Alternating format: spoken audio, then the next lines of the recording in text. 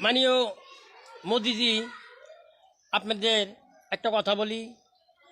আপনারা মাননীয় মোদিজি আর শুভেন্দু অধিকারী, এই দুই দাতাকে বলছি, আপনারা আমাদের বাংলাদেশে আসেন। আমাদের এখানে ভালো শিক্ষা আছে।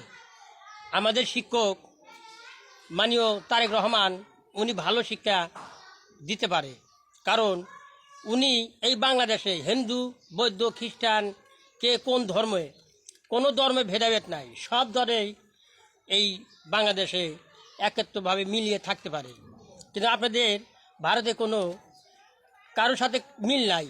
হিন্দু আর মুসলমান ভাগ হয়ে গেছেন।